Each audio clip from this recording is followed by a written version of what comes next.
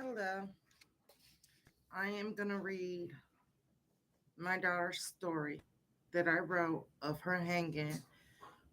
There is more to add that at the end of it because I have found out more stuff, but it's not in here. But the majority of what happened is in here, and I will tell you some of the other things that are pertaining to her story at the end of it, other things that have happened. Okay, my story of my daughter's hanging. I woke up on July 23rd and looked at my phone like I do every morning. I had a text from my daughter, ALIYAH's ex girlfriend. The text read, "They told me your daughter has died." I could not breathe. I got hysterical. I started screaming for my husband, who was upstairs. I ran upstairs and stopped on landing and started crying, "Mom." He came over to me and asked, "What's wrong?" I said, crying, handing him the phone. "Courtney texted me, Aliyah is dead." He grabbed the phone out of my hand while I was crying, saying Aliyah over and over again. I was in shock and my heart was shattered. I didn't know what to believe my Aliyah was gone. Matt called the Houston Police HPD, and the officer on the phone confirmed it. The officer said he was looking at a file. My husband, asked the officer how and when. The officer replied, "Suicide by hanging with her bed sheet, and she left no note." I was so heartbroken and in shock. I told my husband I just talked to her 3 days ago. My husband was like, "No, why?" He was in shock also. We did not understand. The coroner's office called shortly after that. I barely remember even speaking to them. I do remember that they told me my daughter hung herself with her fitted bed sheet and that when she came out of her apartment, she had on some Nike slides on and was barefoot and a backpack and set those on the stairs. Walked upstairs and hung herself, and she left no note. My heart was shattered, and I kept asking why. Why would she do that? My husband had no words. He was utterly shocked as I was. I started calling people. I called my brother Rob, and he rushed over to our house with his wife, Jenny, his stepdaughter Laura, and her husband Matt. Rob hugged me and told me how sorry he was. Matt said, "We can go down there. Do you want to go down there?" Of course I did, but I didn't think he was serious, so I said no. They left and told me to call if I needed anything. I needed my Aliyah to be alive and for this to be a dream. After having a sleepless night and crying all night that morning around 8, I had my husband take me to Aliyah's father's, Donald's house. I went to the wrong house and knocked on the wrong people's front door frantically. A man came to the door and told me I came to the wrong house. I told him I thought it was my daughter's father's house and I needed to tell him his daughter had died. I hurriedly got back in the car and told my husband it was the street over. We pulled up to Donald's house. I rushed up to the door crying. I banged on his door. He opened the door and let me in and asked me what was wrong. Crying, I said our baby had died. And he said, "What?" I repeated, "Aliyah hung herself." He said, "Damn, that's fucked up." I could not believe his reaction. However, he was never there or did anything for Aliyah, so I was not too shocked. I left his house and returned home. I would just sit and cry. I was in communication through text messages with Courtney, Aliyah's ex. She would try to console me and say things like, "Miss Denise, I can't believe she did this." She would tell me how hurt she was and how much she loved Aliyah.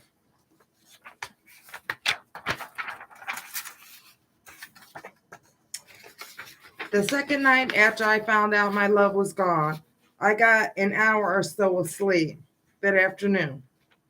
That afternoon, I called the apartment complex to change the locks. They said they would, but first I need to fax them my identification. My husband went to do that for me. While he went to do that, I received a text from Courtney. We were chatting, and then she sent me two pictures: my daughter's bedroom and her kitchen. She asked me what I would like. I said to her, "Oh my God, I didn't want anyone to enter. I wanted to see her last cup of coffee, her last everything."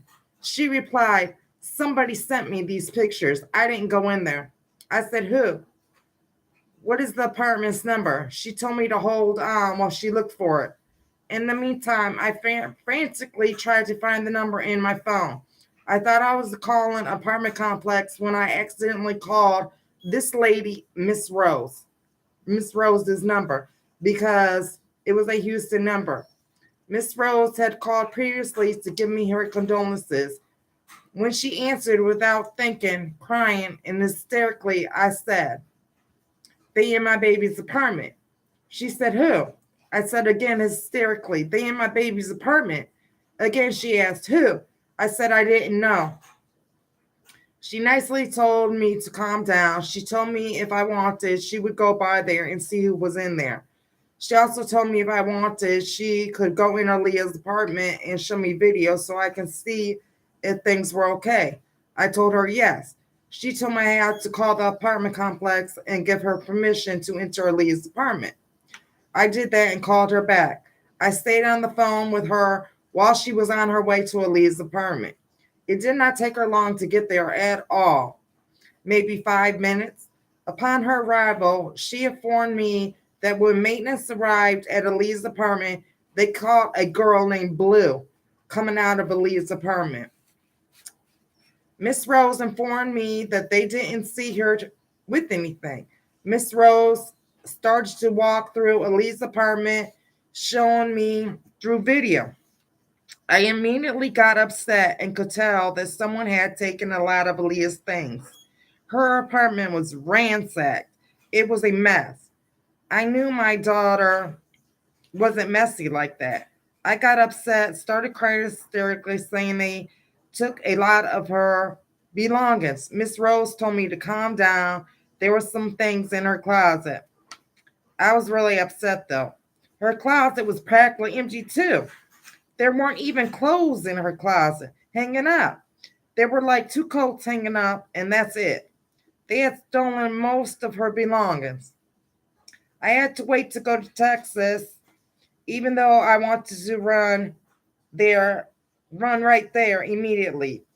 I had to wait a few days because all I could afford was a train trip.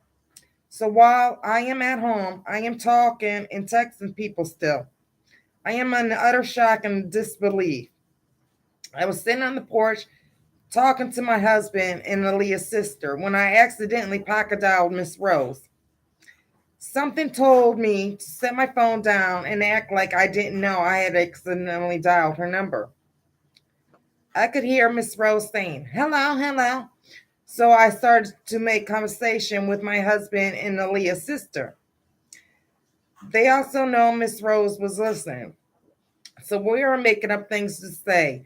And after about 15 minutes of this, I ran out of things to talk about. So I said, "I need a cigarette." I came into the house and let the door slam behind me. I came back outside and then she hung up. That was just the first of many strange things to happen.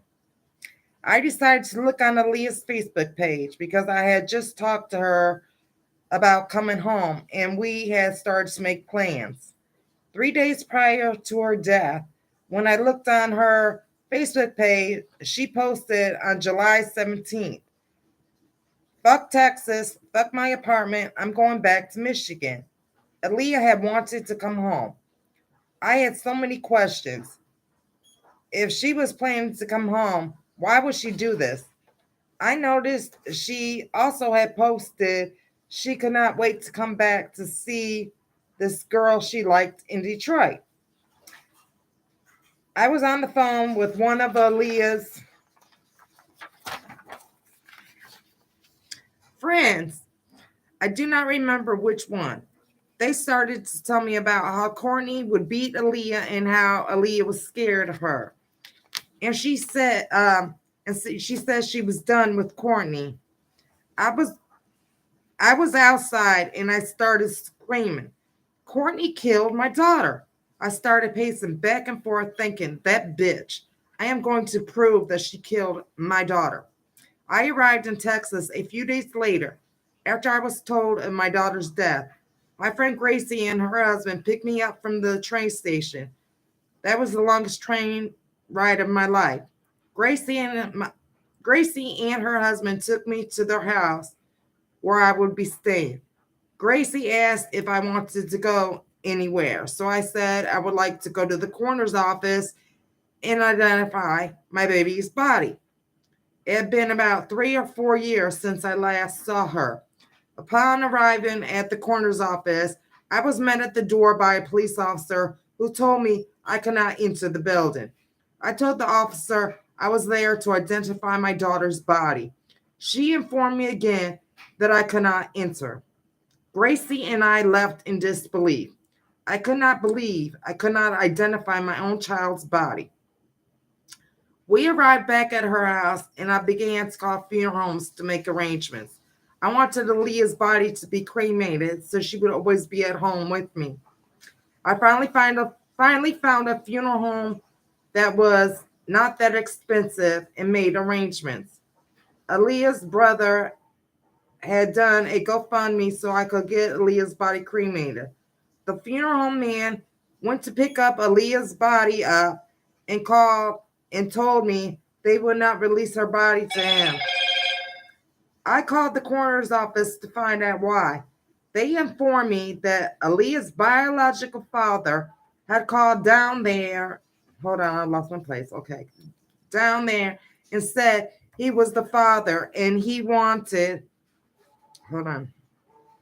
He was the father. Hold on, I lost my place down there. And he was the father and wanted her body. The coroner informed me they were putting a week's hold on her body to give him a chance to prove he was the father.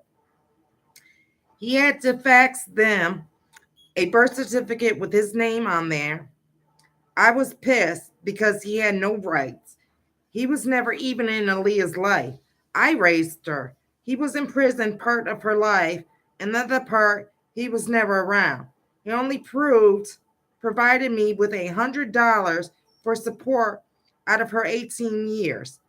I knew he could not prove it, but the coroner's office said they had to give him a chance to prove it.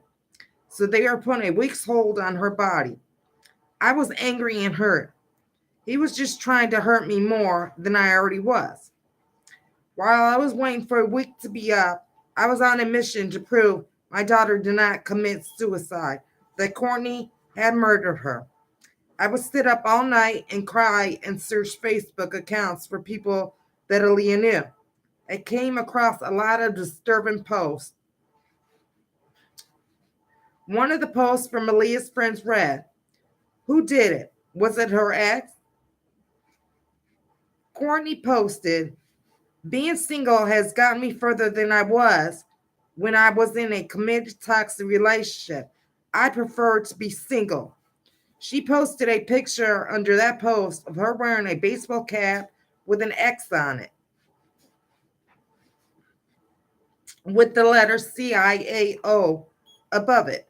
She was pointing at the X on her app. CIAO is a filter that means hello or goodbye.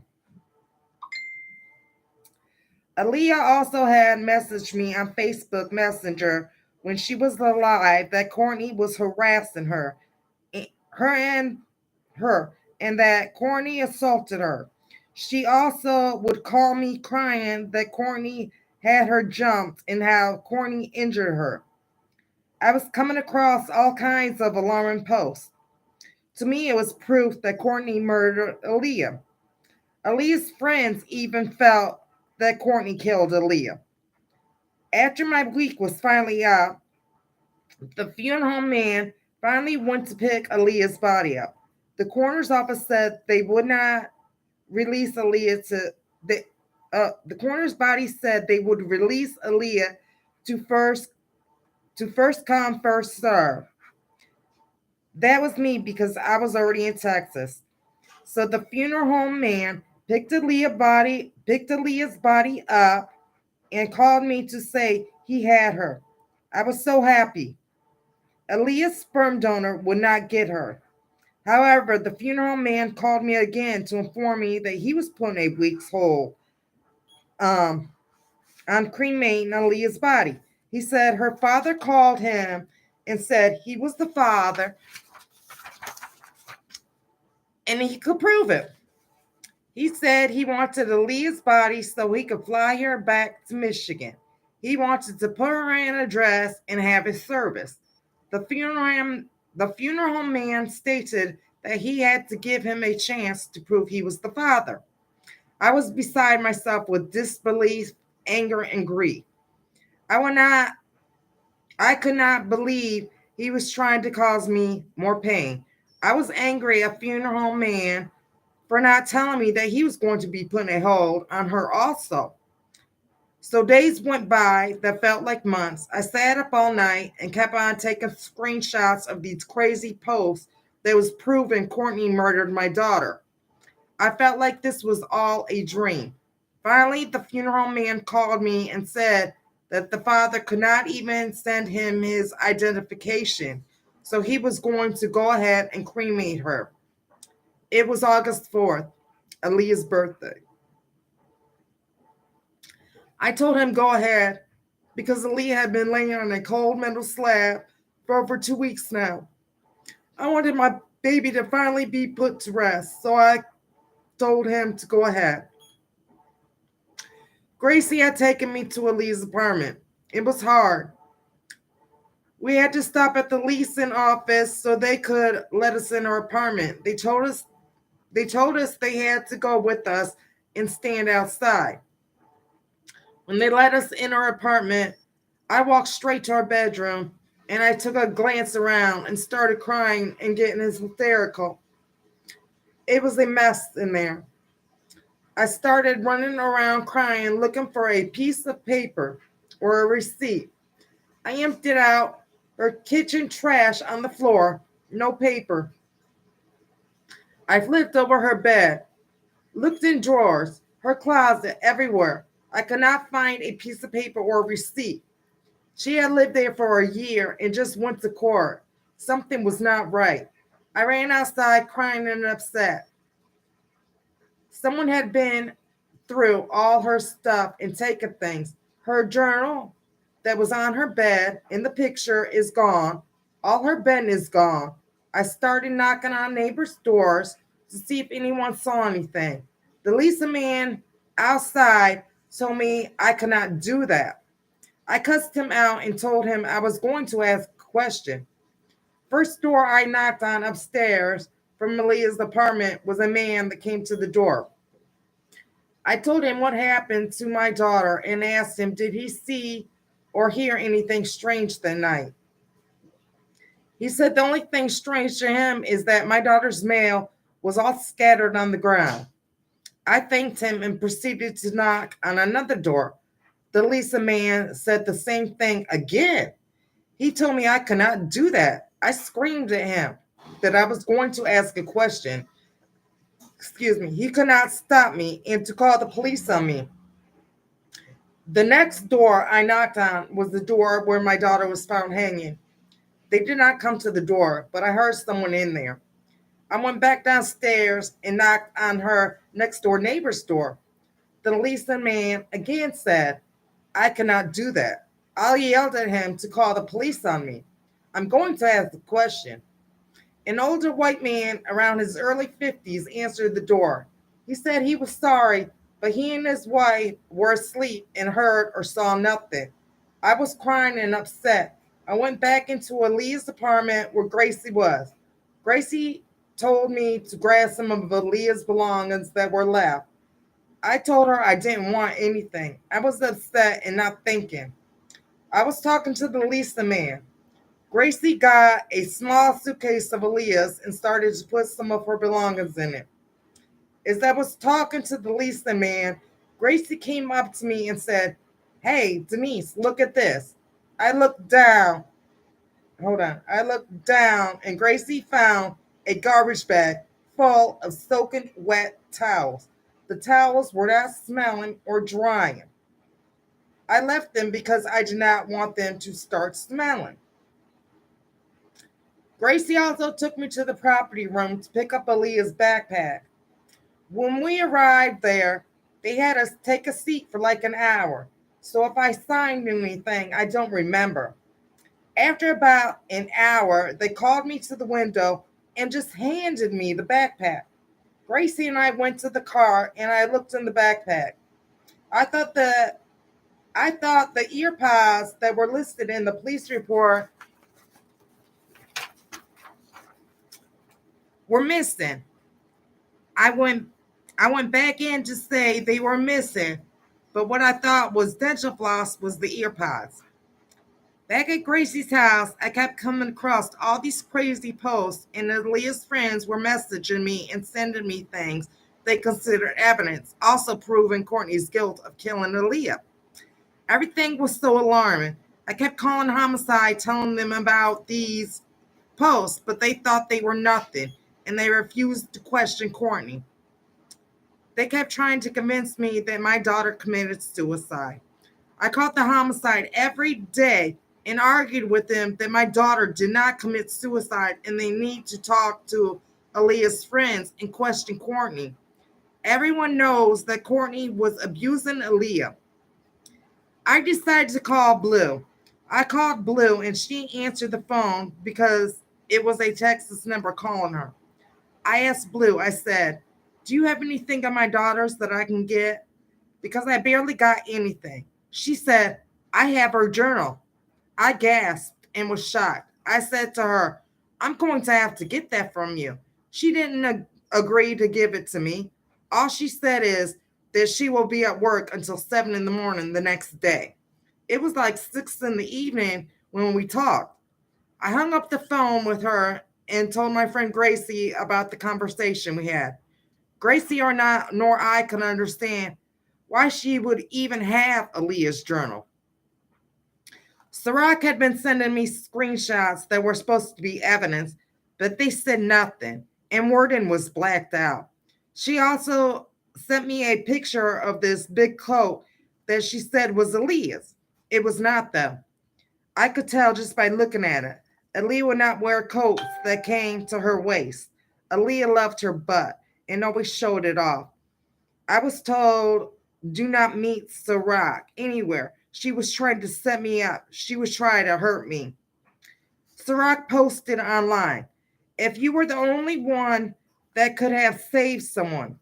Broken heart emoji, Aaliyah's name. She also she also posted online she was thumbprint number 2 to unlock Aaliyah's phone. I met up with her at a gas station down the street from Aaliyah's apartment.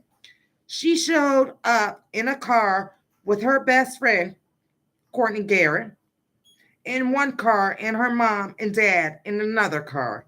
Why? She was a 28-year-old woman. Her hand was visibly shaking when she tried to use her thumb to unlock the phone. She also tried to punch in a code to lock the phone up for good. I told her, "No, don't do that." Her mother, Miss Rose, was by her side the entire time, keeping her from talking. She kept on cutting her off. When I got home, I told the Black Panthers no go. They asked me what thumb she used. I said her left. They told me she was supposed to use her right. I got into a text message argument with Miss Rose about how her daughter Sirach used the wrong thumb. She tried to argue with me that Sirach tried to use both her thumbs. She did not. Miss Rose also told me that Sirach had gone to a party that night Aaliyah died and that the police showed up to the party.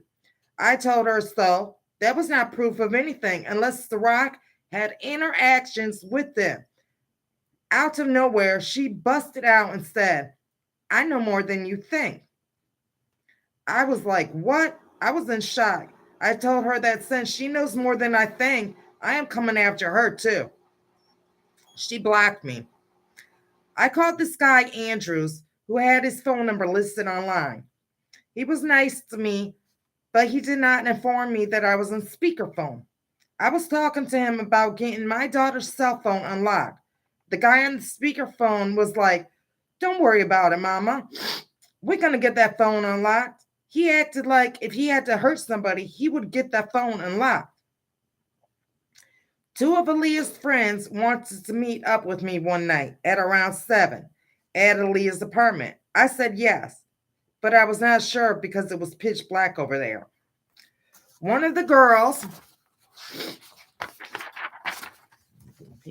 one of the girls said, "Miss Denise, you will be safe with us." Then the same girl that said I would be safe, she said, "Well, I don't know if I can go because I don't have my gat with me. They may start shooting in my car and my child is with me." Then in the same breath, she said, "My friend can drive me. She has her gat and it's registered." I really got to thinking then. I told Gracie and her husband what she said, and I was concerned because it was going to be pitch black over there by the time I got there. Gracie's husband said that he didn't trust that that and that they should come to his house. I said okay. So I told them to come over to where I was. First, this girl named Lolo showed up. She pulled in between our house and the neighbor's house where we couldn't see them while we were in the garage. So Gracie and I walked out of the garage to their car, and Gracie started to record with her phone. Lolo said she was waiting on Jay and she was texting the entire time. We noticed a truck parked down the street with the headlights off, but somebody was smashing on the brakes. Gracie knows everyone that lives in her cul-de-sac, and she did not recognize that truck. As we stood outside Lolo's car, a car pulled up to the stop sign with their headlights off and pulled down the street behind the truck, smashing on their brakes. Lolo says that they are with her. She's still texting this entire time. I wave the car back, and it takes them a minute to come back where we are. As they were coming back to where we were, Jay was pulling up to the stop sign. Excuse me. The car was behind the truck that came. The car was behind that truck that came back. A girl got out and said she barely knew ALIYAH. There were like 7 girls that showed up when I was only expecting 3. Lolo and the other girls besides Jay only stayed about 5 minutes. It took them like 30 minutes to get to where I was. Lolo also bought a bouquet of balloons to put on ALIYAH's door and left them with me. Jay stayed and we smoked around 2 blunts. I showed her a scrapbook, baby book I had made ALIYAH. She asked me if I could take a picture of it, if she could take a picture of it. I said that was fine. Gracie's husband was telling her how he could get in ALIYAH's locked cell phone with ALIYAH's number. I stated that ALIYAH and I always talked on Facebook Messenger, and I did not have her cell phone number handy. I looked at Jane and said, "Do you have it?" She replied, "Yes, it was in her car." Then she said that she was about to leave. Gracie's husband, Chemo, said to her, "Your car is right there. It's only a skip and a hop away. Go get the number." She went and got the number. She proceeded to tell Chemo what the number was, and it was the wrong number. She left, and Chemo asked me, "Why did she have to take a picture of every page of that baby book?" I said, "She did. Oh my God, ALIYAH's birth certificate along with my social security number was in there." I called Andrews. Again, since he was nice to me the first time, I was crying and upset. I said to him, "Andrews, I think Blue killed my daughter. He had me on speakerphone again without informing me. Andrew said nothing to me, but the voice on the speakerphone was the same voice that was on there before. Yelling at me, the voice said, "You don't know what you're talking about. Your daughter had problems, and she killed herself. Blue's my ex-girlfriend." I gasped. I gasped, cussed Andrews and the man on the speakerphone out, and hung up. I immediately started to call people and tell them that what the man on the speakerphone said. My husband had stayed back home to take care of our other children, ALIYAH's two sisters and brother. As he was back in Michigan, he was also searching Facebook for answers, proof. He ran across a post from this girl that knew ALIYAH that was very alarming. He called me and told me to go to her page and look at it. I did, and the post read 419. Rest in peace, beautiful. I feel so stuck right now. Then at 4:33, 15 minutes later, ALIYAH Wilson, call me and let me know you're okay. My husband was so alarmed by that post and everything I was having to deal with in Texas, he jumped on the next plane. I think that's what it says. Yeah, plane to come be with me. He knew something was going on. He wanted to be there for me, to help me and make sure I was safe.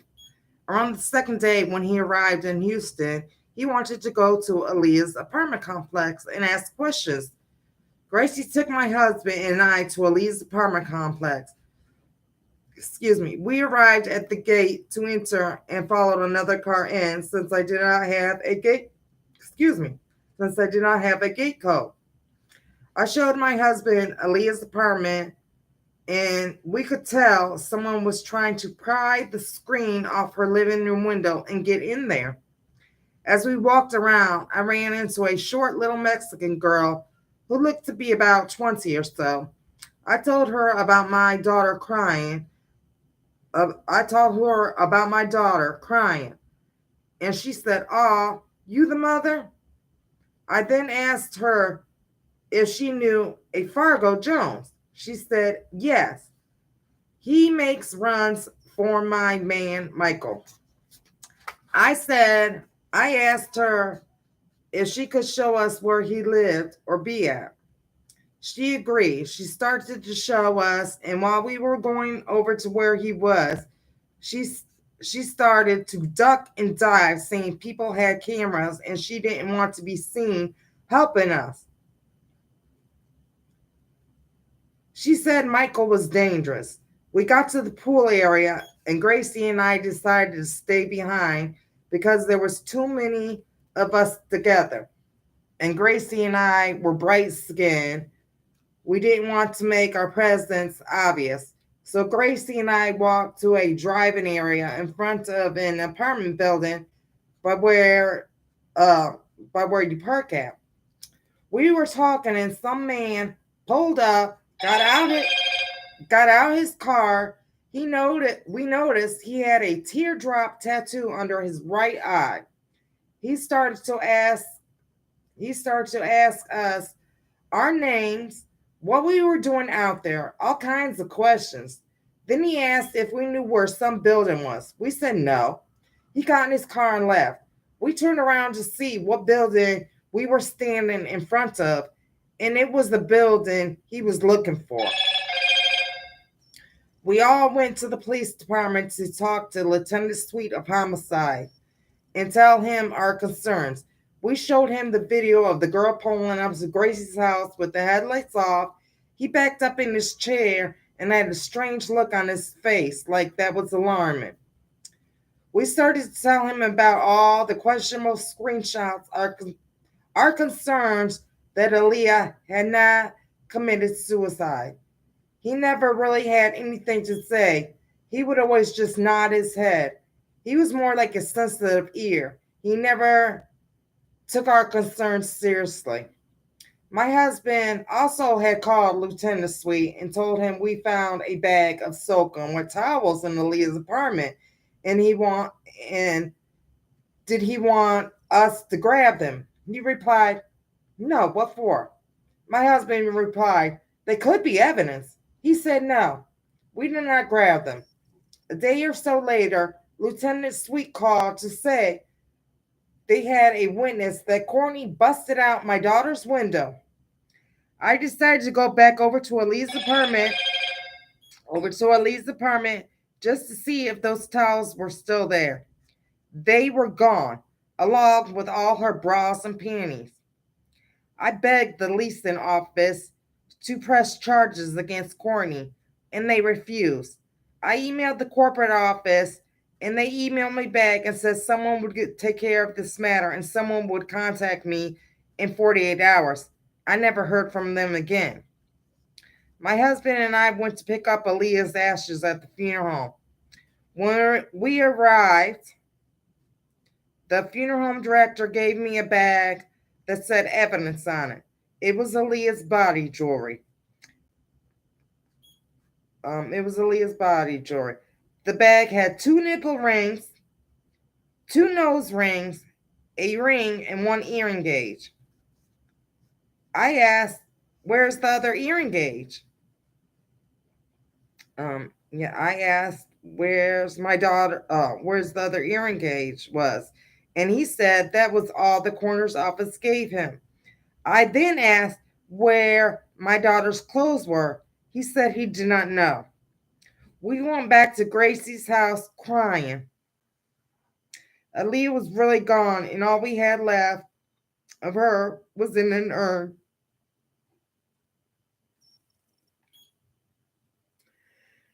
That is not how we wanted Aaliyah to return home.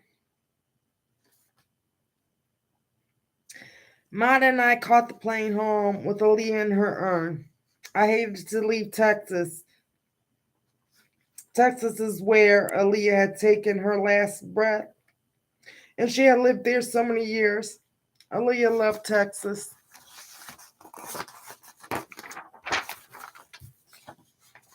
What's that word? Hold on. Okay. I felt as if I was leaving her behind. Texas had been her home. Mata and I got on the plane, and were holding the urn in our seats. When the stewardess came up to us and told us we had to put Aaliyah in the cargo area above our heads, we were like, "What?" We were appalled. We told the stewardess, "No, that was disrespectful. That was our daughter in the urn, and she was a person." We refused, and she called security back to where we were. We argued, and they were like, "Okay, put her on the floor under the seat." We were like, "No." So eventually, they agreed we could put Aaliyah in the empty seat next to us.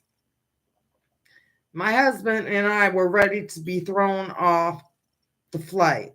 We were not storing Aaliyah like luggage or putting her on the floor. When we are finally back in Flint, Michigan and at home, nothing is the same. I used to wake up every morning and clean from morning to night. My house was spotless. Now all I do is sit on my phone on Facebook trying to find info on Courtney proving her guilt. Excuse me.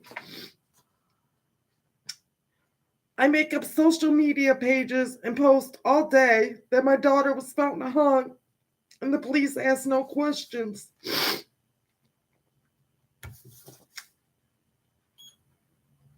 I do lives on TikTok. My life is consumed at getting Aaliyah justice and getting my questions answered. I have literally been treated like garbage from day one.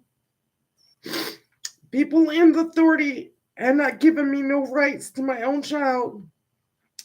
I was not informed until 3 days later she had passed. I was not allowed to identify her body. I had not seen her for at least 3 years prior to her death. I have no closure. I could not say goodbye I am very angry about that. I carried her for 9 months. I raised her. I knew her. What gives them the right not to give me any rights to my own child? What gives them a right to say my daughter committed suicide and I say she didn't? But what they say goes without even knowing her. While I'm sitting here with my life in shambles now, out of the blue, I get a call from the Black Panthers.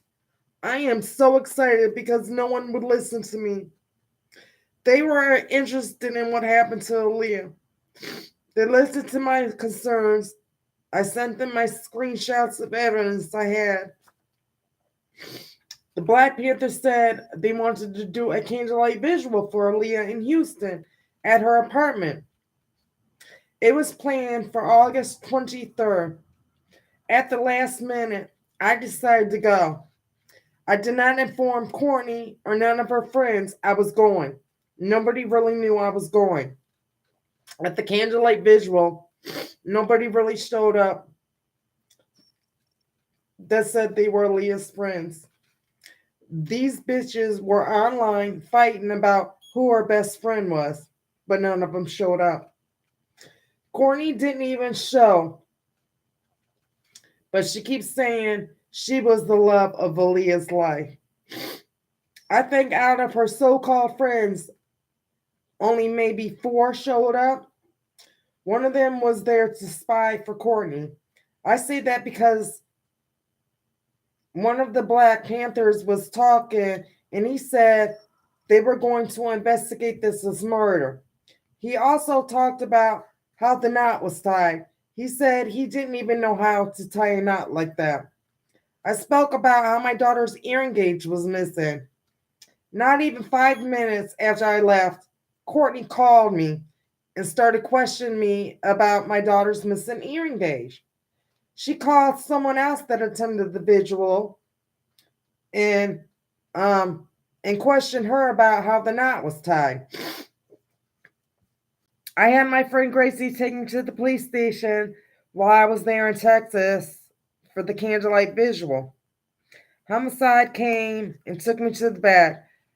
I was showing Lieutenant all my screenshots, and then I showed him one that Courtney sent me on Messenger. It said, I know for a fact who hurt your daughter.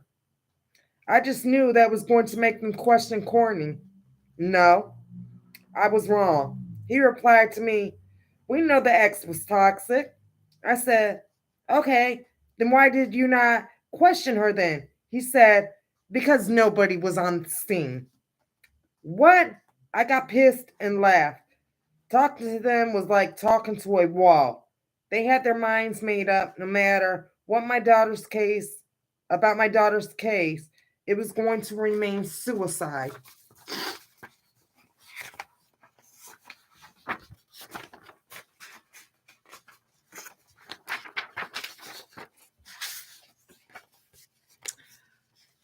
I got back home to Michigan feeling frustrated. I didn't know what to do. I knew I had to keep fighting for my baby, though.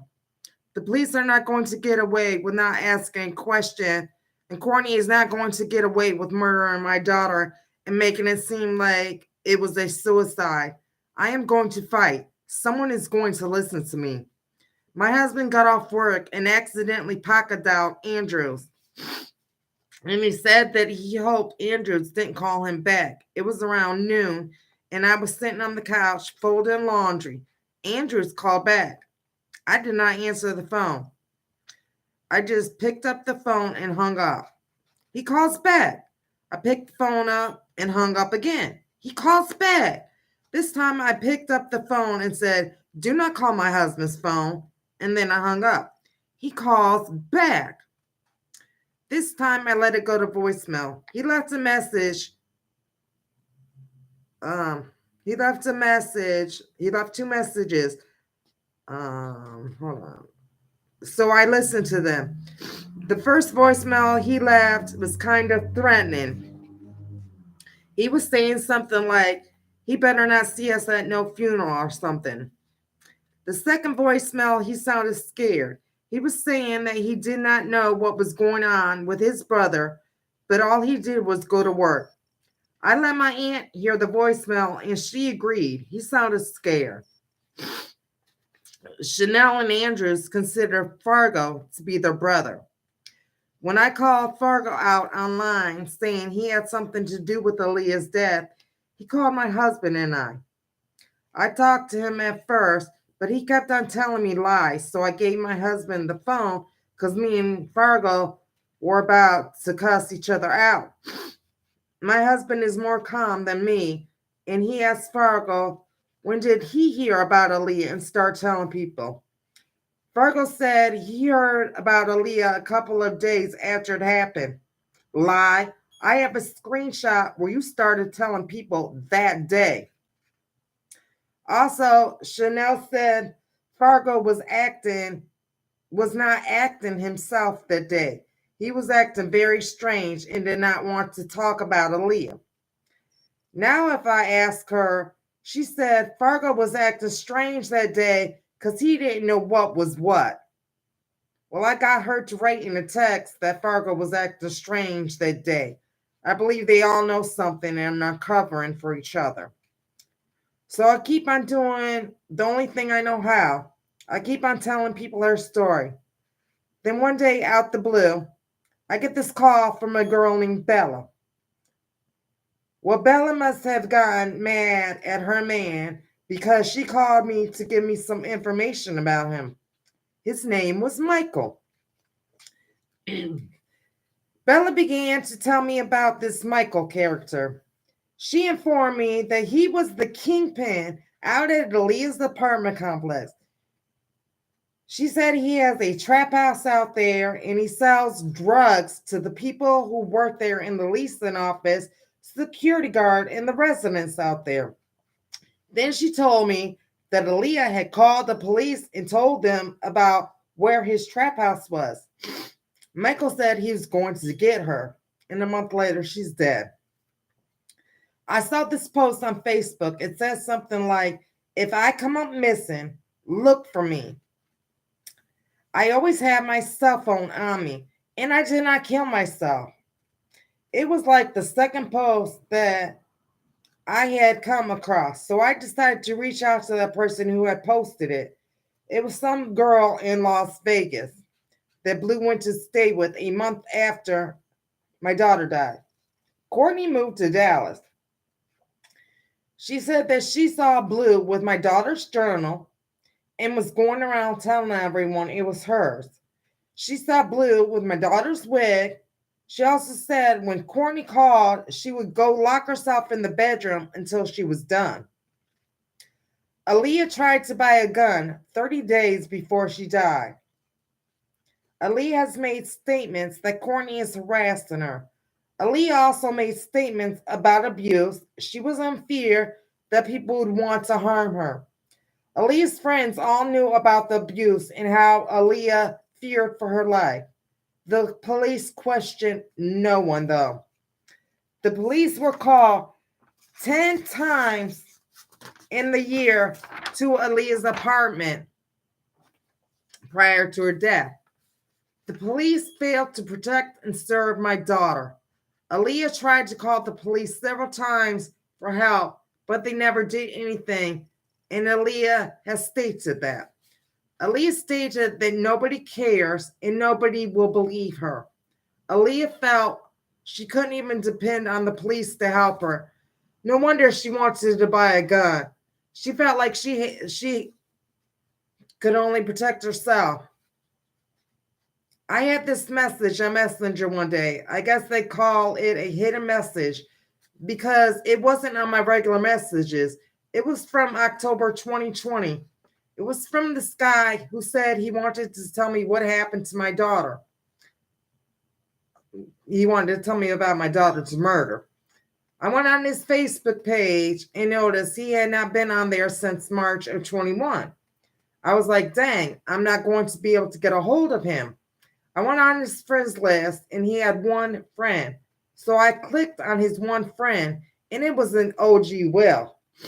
So I went to message OG Will. to see if he could get a hold of this deep guy that messaged me. Something told me to erase my message to him because I don't know what's what. I erased the message and he came back with question marks.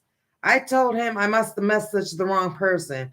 He said, okay, but I don't know because I erased messages. While he was typing that, I went on his profile page. I went to his feature pictures and started to look at them. His fourth feature picture, he is sitting on a white car in ALIYAH's apartment complex. I messaged him back and told him he knew ALIYAH and was probably involved in her death. He said nothing and just blocked me. I sent my forensic investigator friend, OG Will's picture because I knew that was a fake name. I asked her, who is this? She is good at finding out all kinds of info on people. She came back and told me his full name, that he has a lot of cases pending right now. She told me that he has other residents in Illinois and ties to Dallas and Las Vegas. She told me everything about him. I was just cleaning my house and Michael and this girl called.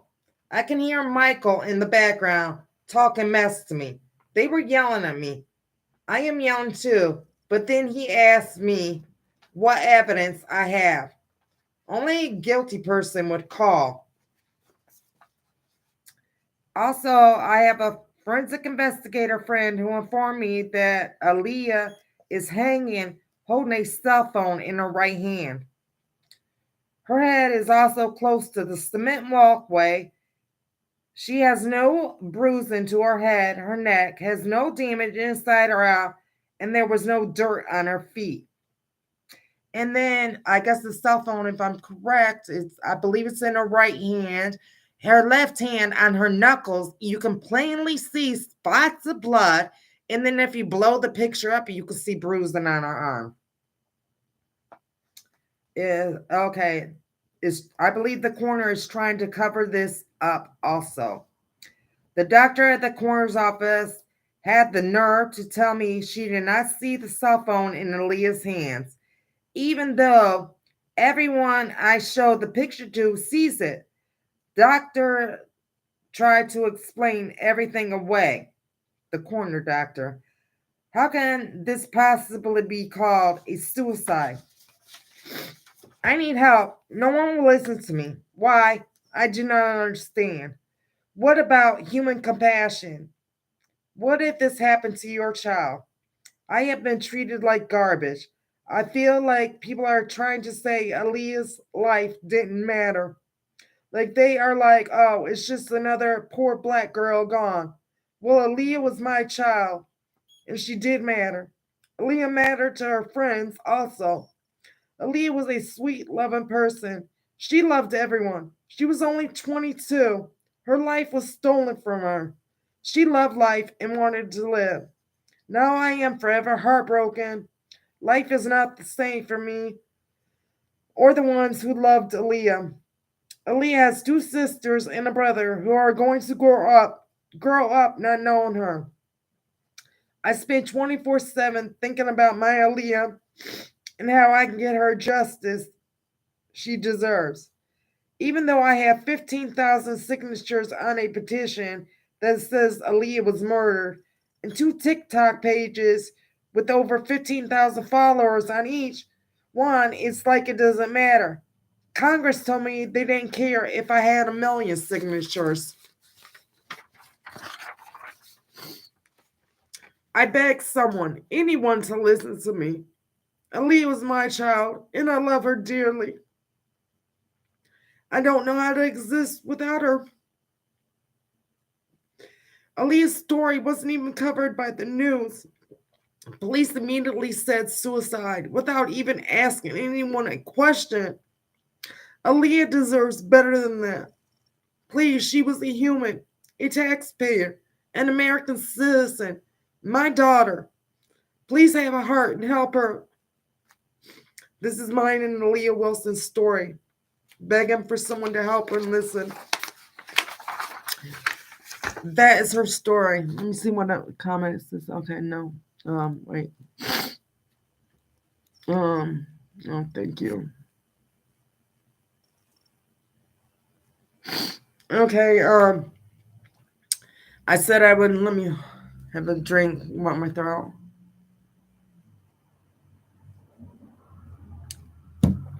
See, I'm missing a lot of things in here. I could tell when I'm missing. And this is 11 pages. Like I noticed when I mentioned that my daughter, the cornerstone, my daughter came out of our apartment with a backpack and Nike slide-on shoes and walked upstairs barefoot. Her backpack, let me tell you what it contained. Her backpack contained a cell phone, fully charged earpods, identification, house keys, and a pack of cigarettes. I failed to mention that in there. And what I want to talk about that is how I said the police just handed me the backpack. Well, her cigarettes were missing. And when I complained to them about her cigarettes, I never got them. When I complained to them about her cigarettes, I was informed this officer Morrison, which is an idiot, he gonna tell me, I don't know what's so important about the cigarettes. I said, because they were my daughter's and I'd like to put them on her memorial table. Who the hell are you to ask me what's important? But anyways, I never got the cigarettes. So another idiotic thing that he told me is that, oh, $1 million could have been in them. We marked those as separate evidence. So when I picked the backpack up, those were marked as separate evidence. So they didn't release them to me.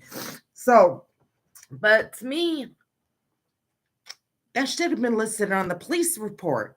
It said evidence, the backpack, the contents in it, and one of the contents were cigarettes. It didn't say the contents were cigarettes and we marked those as separate evidence.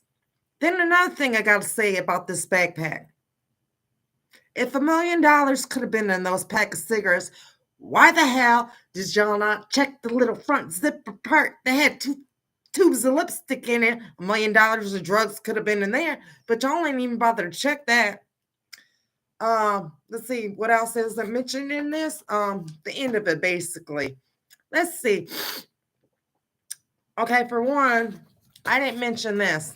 Show you a picture, but if you go to my Justice for ALIYAH page, you see Courtney doing a video ranting and raving. She has my daughter's shirt on. This is the exact shirt. But of course, I can't say nothing about it because my daughter could have let her borrow it. She could have let ALIYAH borrow it. But this was the exact same shirt. Too coincidental. That's not mentioned. It's not mentioned in there that, how I told you I got that, y'all read, I told you about that Zeke Will that text messaged me that it read, I want to tell you about your daughter's murder to get a hold of him. Okay, well, it's not mentioned in there. This year, about maybe a few months ago, 2:00 in the morning, Zeke Will calls me, wakes me up out my sleep. I said, oh, you want to tell me about my daughter's murder? He says, no, I want to tell you about your daughter's suicide. Suicide is murder. And then he started sticking up for Courtney and victim bashing ALIYAH, talking about ALIYAH got Courtney hooked on meth. My daughter wasn't on no meth. They didn't even really find any drugs in her system. Another thing that is not mentioned in here. Okay, the autopsy report and the police report said that my daughter committed suicide because she had suicidal tendencies. She overdosed on pills in 2018. Well, I have a video on my Facebook Justice for ALIYAH page that I'm writing a transcript on, but it's a video. It's about 2 months after my daughter died. Courtney is stating that ALIYAH took those pills to get her attention. But they're saying my daughter tried to kill herself. See, now I talked to my daughter when she took those, when she informed me that she took the pills or whatever. And her story behind it was that she was trying to get Courtney's attention. And I did inform the police of that, but they wouldn't listen to me. ALIYAH let me know that she took the pills because Courtney was at the club and she wanted Courtney to come home. And that was the way to get Courtney to come home. Courtney said it was to get her attention. Yeah, that's the story behind it. Another thing that's not mentioned in here, there's an app called Stereo, just like your radio. It's called Stereo. Look it up. Courtney's username on there is ALIYAH Killer. Who does that? But police told me freedom of speech. Let me find my piece of paper because she got me hold on, I know it's in this. Okay. She see, my TikTok got taken for live. I couldn't do a live for like a week. Yesterday I was finally able to do a live. I wasn't even on live 5 minutes and this bitch reported me. So that's why I'm doing YouTube and Facebook lives. Excuse me. Because I have more freedom of speech. Okay, I'll read to you one of her interviews, one of her little rants in a minute. But first, I want to tell you my questions I have that I send them every week. I send them the same list because they're going to answer my questions. Question 1. Where's the other cut piece of sheet that was used as ligature? Why is there no dirt on ALIYAH's feet? Where is ALIYAH's other earring gauge? Why was Courtney Brown not questioned when police were called multiple times for abuse? Where's ALIYAH's belongings? Why was front zipper of ALIYAH's backpack not checked? Why were none of ALIYAH's friends questioned? Why did homicide not make the scene? How did she go over balcony railing when sheet was 21 inches, balcony railing was 33 inches, and she was 66 inches? How did she ease on down balcony when she is facing wrong way? How did she tie a master knot when she had no knowledge of doing so? Why is she holding a cell phone in her hand? What are red spots on her left knuckles? Why did security guard run to call police but took a picture of her? Why was ALIYAH's apartment ransacked? Why did not police fail to protect and serve my daughter? Okay, it's on my Facebook page, and you can read it, but I wrote a transcript, and it might have happened in December, like 2019, but I took it because it's proof Courtney's been beating on my daughter. But this is my daughter's transcript. ALIYAH crying for help. She's crying. She says, Mama, it hurts when I breathe. Sniffling, crying. I want to come home. My chest hurts. She's crying the whole time, sniffling. Like my head got banged in. Like I want to come home, Mama. I don't care about none of that stuff. I just want to know why everybody hate me. I just want to come home. I want to come home. I'm scared people are out to get me. Like I shouldn't have to feel like this. And you can hear, actually, it's a lot worse. People tell me it's terrible when they hear it. I let a police officer listen to that when we protested, and he was standing outside the door watching us or whatever. And when we were done protesting, I played the voicemail for him, and he was very concerned. And he was like, did you let them hear? They don't care. They won't listen to nothing. Okay. First, I'm going to read you. She told me she was ALIYAH's friend when I first met her. So I ended up, which I barely got anything of my daughter's, I gave her my daughter's stuffed animal. Come to find out, she's not my daughter's friend. Listen to these voice clippings. I put the second one first, so hold on. Okay. This is her, you can go on my TikTok page, Justice for ALIYAH, and listen to them. But this is the transcript. And this is basically word for word because I kept writing and pausing. It took me all day. Hello, Miss Denise. Was just sending you this voice message because I don't know if you ever noticed, but when ALIYAH died, I told you, and I say again, I told you that it had something to do with Ciroc and the other people and stuff. I told you That for the simple fact is I knew for a fact, I heard it with my own two ears. And on top of that, Ciroc was moving funny, and to she went to ALIYAH apartment and picked up that stuff and cleaned up behind herself, and etc. etc.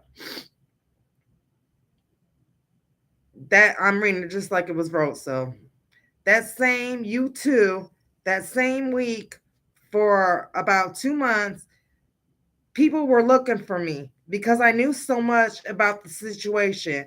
So people was trying to kill me for your daughter when I told you the truth and told you everything I knew. And you still went over the fact of the knowledge that I knew about your daughter. And still to this day, you're trying to get justice, but you can't get justice now because you didn't listen to me. They was going to kill me for your daughter. You know what I'm saying? I understand it's hard on you and all like that. This is not a message trying to be mean. I'm being honest. Literally, still to this day, people are still looking for me because of your daughter. You know what I'm saying? So when it comes to her, I love her so much. And I love her so much, and I always bewitch. She will always be in my heart. But it's things like this I'm talking about, you know? So yeah, I hope you have a blessed day, and hopefully you understand where I'm coming from. Okay, if you see, she said, I told you. Ciroc was moving funny. Now listen to this one. She says, first off, I want to start by saying, Miss Denise, I'm not trying to disrespect you, but for you to say I'm involved regardless, I'm not. I was not there when they hung your child. I wasn't. I don't know who hung your child. When the fact that I didn't know, I told you, and whoever else, Black Panthers, whoever else you had involved, I told them.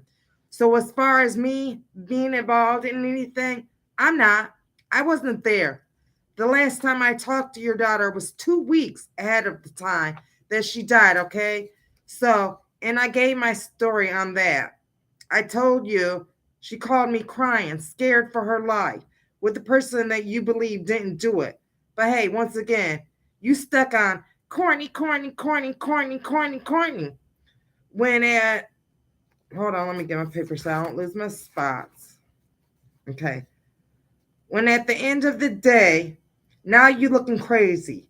It's a whole year and a half later since your child's been gone, and now you want me to repeat what I said to you the first time. No, that don't sound right to me. I feel like you're trying to set me up, and I will press charges against you, and I will file a complaint at this point because now I'm feeling threatened from my life from you. You don't stay out here. You start drama down here and expect for you to get justice by starting drama down here when you're not down here. You can't start drama where you are not located. Second, I wasn't ALIYAH truly friend. I knew ALIYAH for 6 months.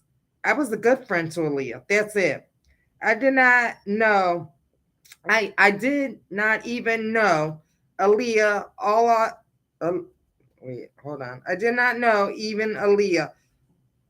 All I know is that you were not a good mother to ALIYAH. She told me that out her own mouth. Okay, that's all I know about ALIYAH.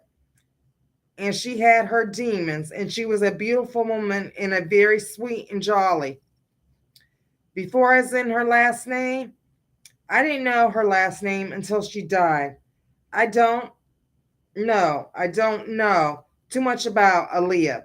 And you know that. I told you. I only knew ALIYAH 6 months, but I am a good friend. Yes. Am I a great friend to risk my life for her? No.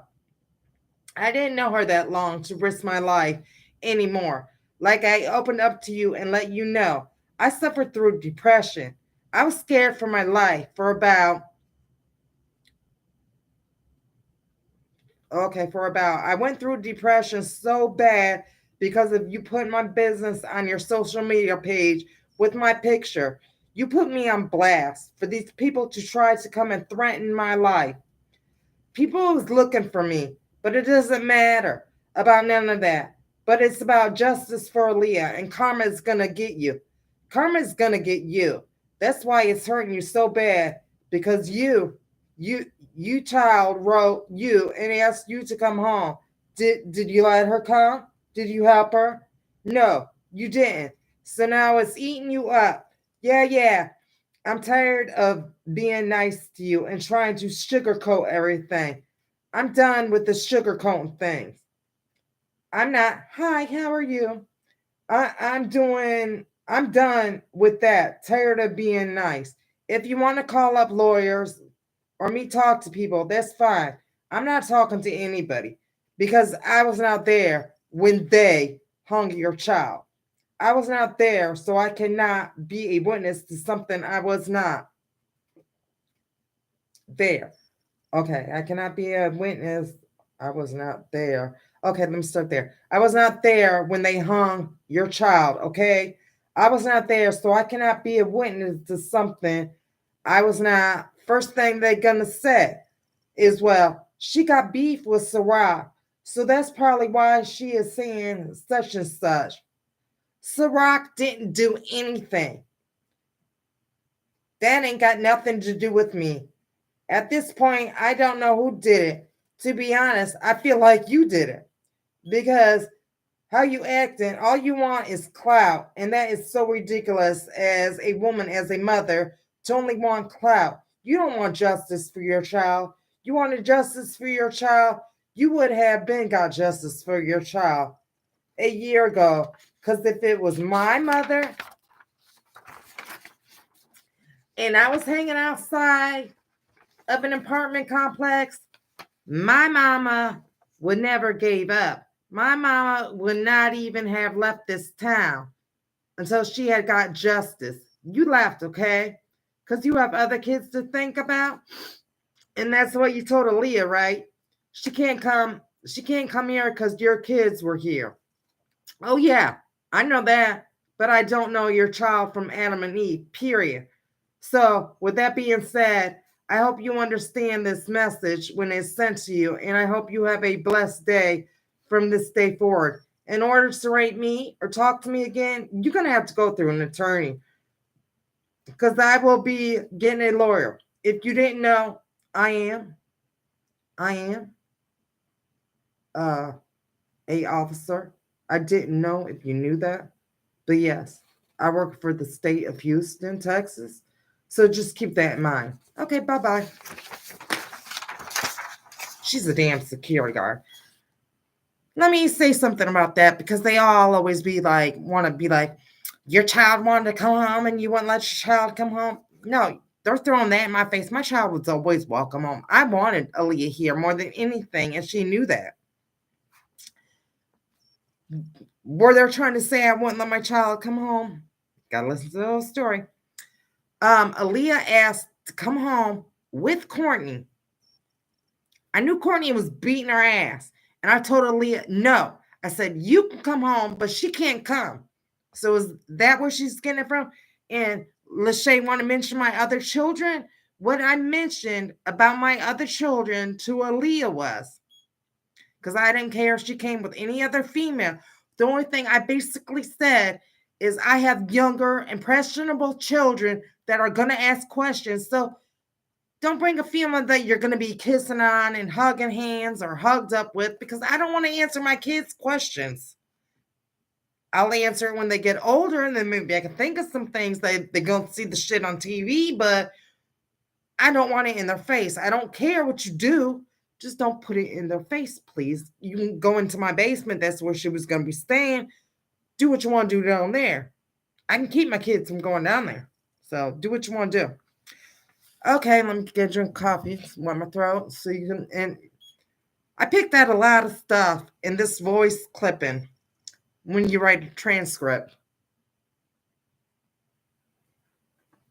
That's why the one voice clipping on there, not the one where she's wearing the purple shirt, but I think she's wearing like a brown shirt and it says hustle on it. That one is where she's telling me that ALIYAH took pills to get her attention. So I haven't picked out everything out of that yet, but I did pick out where she was like, she said something about ALIYAH's and then said death, murder. You was about to say murder at first. So I'm catching her up. Caught quite a few things in here, and I think if I read it to you, you'll catch it. Oh, hold on. That's her voice clippings to me. Let me find a page. Did I not pull it out? Well, we'll read that in a minute. We'll read her voice clipping. She's put her foot in her mouth then, and let's see if y'all can catch it. And like I say, these are on my TikTok pages if you actually want to hear it. But I'm reading it word for word. So if it don't make sense, that's because I wrote it word for word. Courtney Brown's voice messages to me. Stupid, bro. You mean couldn't protect her from me? Bitch, I'm not the only one, bitch. You stupid, Miss Denise. Please stop talking to me. Thank you. Have a good day. Bye. See, she said she wasn't the only, and stop. She wasn't the only one because she wasn't the only one. Okay, here's another one. Girl, first of all, first bitch, you didn't know shit about ALIYAH. You didn't know a damn thing about your daughter, bro. You only know what people did told you. Other than that, you didn't know a motherfucking thing about that girl, bro. I knew that girl like the back of my hand. If her life was the motherfucking Bible, I know every scripture, verse, and chapter in that motherfucker. What the fuck? You are fucking crazy. Get your life together. You disabled, disarmed looking motherfucker. You, for real, because I was the best thing that happened to your daughter, dog. The best thing happened to her. And a motherfucker like you, yourself, Smish, you wouldn't believe that. You know why? Because you have your own guilty conscience. You have your own guilty fucking conscience because you wasn't a fucking mother. But you can be a mother to the kids you have right now. That's crazy. That's wild. Okay, here's another one. Bitch, and there go a screenshot of my brother, and he sent you a message. What the fuck? My people don't play about me, bro. They standing 10 toes behind me. Who the fuck standing behind you? Let's see. Nobody? Actually, besides your damn self. What the fuck, girl? Get your shit together. Get the fuck off of fucking Facebook trying to play Judy B. Jones like you fucking investigating some shit. Like you the jigsaw man, bitch. You look fucking miserable. And that's why people laughing at your goofy ass. And that's why I'm going to stay clowning your goofy ass, bitch. Okay. Sorry, my nose running. Okay, another one. Bro, you finna piss me the fuck off like you already been doing with your dumb ass. Let me tell you something, you fucking crazy ass lady. Why the fuck would I kill your fucking daughter? If I was with her for 2.5 fucking years, you dummy. You sound so fucking stupid. Whoever the fuck you got helping you, whatever, all the fucking evidence you so-called have is a bunch of bullshit. And you can shove that shit right up your motherfucking ass and take that shit to you with your daughter's grave. That's how the fuck I motherfucking feel. Here's another one. Stop fucking playing with me, Miss Denise. You steady asking to get cursed out, bro. I've been trying to be nice and be nice and be nice and be respectful. But fuck that shit. Fuck. You fuck what you talking about. Again, fuck you. Fuck what you talking about. I don't give a fuck to what you talking about. Fuck the Black Panthers. Fuck whoever helping you with this bullshit evidence that you so claim that you got. And fuck what you talking about, bro. ALIYAH been dead for 2 months. 2 fucking months. If your dumb ass wouldn't have never cremated her body, you would still have a way who the fuck really killed her or what really happened to her. But no, do not uh but no, you don't. So stop coming for me, bro. Stop coming for me. If I did not send for you, and that's just point blank period, I don't give a fuck who you tell. You can call the police, you can call the lawyers, eyewitnesses. I don't give a damn who you call. I don't.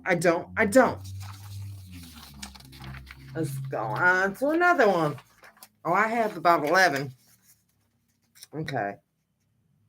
She says, I don't give a fuck what you type in. I don't give a fuck what, okay? And so what? I broke her window after she died. I broke her window like what? 2 weeks after we all found out she passed away? You dumb, crazy ass lady. What the fuck? Admitting to a crime. Here's another one. Girl, wasn't nobody harassing ALIYAH. She wasn't trying to buy no gun because of me, bitch. She wasn't even worried about me at the mean motherfucking time. You ain't get word from shit. Shut the fuck up. You sound stupid. Don't give a fuck. Uh, you thinking I'm sitting here listening fully all the fuck you saying in your damn recordings? Hell no. Cause for why? You sound retarded. And you're gonna continue to sound retarded. Dumb as fuck. You can't accept the fact that your daughter committed suicide and you want to sit here pinpoint blame out all the people or the closest people that was to her that wanted nothing but the best for your daughter. Girl, shut your ass down. Because if you really cared and loved ALIYAH, you would have been for her back then instead of being right now trying to be here for her. Right now, the fact that she's dead and gone and in that damn urn. How about you open up that urn where her ashes is in and fucking look and take a look and see who really killed her? She did. I don't give a fuck what you talking about. Stop talking to me. Whole blocked. See how she said at urn? It sounded like she was about to say attic. Here's in and ashes. I'm sorry, don't sound the same. Some people have said that. And it upset me because it's like, don't y'all know how to sound out stuff? At and ash sound totally different. Okay, here's another one. Okay, now you got to listen to them because they say Blue don't have the journal. Then I got them saying Blue does. I don't give a fuck no more about what the fuck I told you. Yeah, I told you Blue had the journal. She said that. And then when I backed and asked her, she said she didn't have it no more. What else am I supposed to say? If she said that, I'm not fixing to just drive that girl into the mud and be on her ass about no motherfucking journal. That's a grown ass woman. You want to talk to Blue and get into contact with her about this bitch ass so-called journal, bitch? Then you call her. Hit her up. You got her social. You got her number. God damn it. Stop fucking playing with me. Why do they have Blue completely blocked from me? I don't have her number. I don't have her social. I know nothing about Blue. Okay. I said ALIYAH wanted her to have it. Talking about her journal. Talking about Blue wanted her to have it. I said ALIYAH wanted her to have it. Did ALIYAH say those words to me? Did Blue? No, I just personally felt like Blue was that close with ALIYAH, and that was her play sister. She wanted Blue to have the journal. Now, as far as Blue getting rid of the journal, not having the journal no more, I don't know. Ain't nobody told me shit about no motherfucking me journal. After that, okay? So your point of the matter is what? Is what? Is it? Here's another one. Now, remember, talking about the journal, saying Blue had it. Because it's probably mixed in here. So listen. Okay, this one. I don't know who everybody is. I don't know what the fuck Blue said. I don't give a fuck what Blue said. I don't give a fuck what nobody else think. I don't give a fuck what nobody else talking about. So with that being said, You can find it mighty fucking funny all you want to, but I'm gonna find it mighty fucking funny when you get this whole fucking case closed down and slapped in your fucking face for being stupid and not realizing that your daughter committed suicide. You blaming and trying to make false allegations on the wrong people, you dumbass bitch. You know you can get in a lot of trouble for that shit too. And I'm gonna let you know, my mom is friends with an attorney. So I hope you got all your facts and information gathered and whatever the fuck you need. One. Okay, this is the last page of her voice clippings. Okay. Don't give a fuck what you talking about. Point is, you gonna leave me alone regardless. That's it, period. And I got friends, witnesses to vouch for me and let you motherfucking know that I didn't do a motherfucking thing to your daughter, you dumbass, psycho ass, crazy ass bitch. Another one. There's like four more things. And you're right. You're right. I'm going to continue enjoying being a manager because I have to go on with my life. I have to live my life because I'm still living and breathing. I got to do this shit for myself. I got to make it out here. You know what I'm saying? Like, lady, get the fuck, bitch. Because I got a lot of shit going on for me, myself, okay? I'm about to get a car. All this good shit is going on. Christmas is around the corner. I got shit to do for my family, buy gifts and shit for my mother, and all this. So, what you talking about is irrelevant. And what you've been talking about, irrelevant. Like, bitch, I've been ignoring you. But today, bitch, you got me fucked up with this whole memorialized because I don't even have the time for that. Who the fuck? What girl? Huh? Oh, Jesus, Lord, help it. Okay, goodbye. Okay, now how she's saying she ain't got time for memorializing. Let me explain what we're talking about there. I'm accusing her, and I know it was her that did it. She went on my daughter's because she's got all my daughter's login information, all the passcodes. She went on my daughter's Facebook page, and I always wrote my daughter in Messenger. I wrote her August 8th. My daughter was dead, but it made me feel better. Why my daughter look at it? She was dead because this bitch was on her page. This bitch memorialized my daughter's page. Okay, this one. The FBI, senior evidence. The mayor, Sylvester Turner, senior evidence. HPD, senior evidence. And the Shade dude that interviewed me, senior fucking evidence. And you are still not getting any kind of assistance, bitch. Please tell me where is this going? Someone laughs. Someone says, no fucking where. So let that shit go, bitch. Here's another one. This conversation is over. We don't have nothing else to say to you because all you keep doing is saying the same shit repeatedly. Baby, you have a mind of a child. I'm not fixing to go back and forth with a child, okay, bitch? I'm 25 years old. I'm fucking grown. Got shit going for myself. Look, I'm living, I'm breathing. That's all that matters. At the end of the day, I love your daughter. She loved me. Hey, she went out with a bang. That was just that, period. That's all. Don't even know that about your own fucking child, bro. So with that being said, toodaloo, motherfucker. And I hope you get the help that you need. But you see what I said? She said my child went out with a bang. How the hell you know? Okay, another one. Now your best bet, bro, is to go on about your business, dog. Because I was, bro, on God, everybody knew I was the love of your daughter's life, bro. I swear. And if it was not for me, ain't no telling what would have happened to ALIYAH or what could have been happened to her. Or even if she would have been killed, committed suicide. But hey, you take that shit with you to your grave all you want to, baby. At the end of the day, I'm going to live my life. Your daughter forever going to be in my heart. You, on the other hand, bitch, you need to be put in a fucking straitjacket. Last one. Goofy ass motherfucking lady. I'm finna give you the fuck what you want. A big ass embarrassment on national fucking TV. I just got off the phone with Megan for Steve Wilkos. Don't worry about what the fuck I'm doing and me taking my time out to talk to this woman. You don't apologize, bro? You better count your fucking blessings, lady. Well, it's mighty funny, bitch Courtney. You won't take a lie detector test. You totally ghosted Steve Wilkos' show. You don't want to be questioned. That's why you don't go after me for defamation. Rose Goff, Demetrius Goff, Sirach Goff. That's your real name. Demetrius, your real name, Sirach. Rose Goff,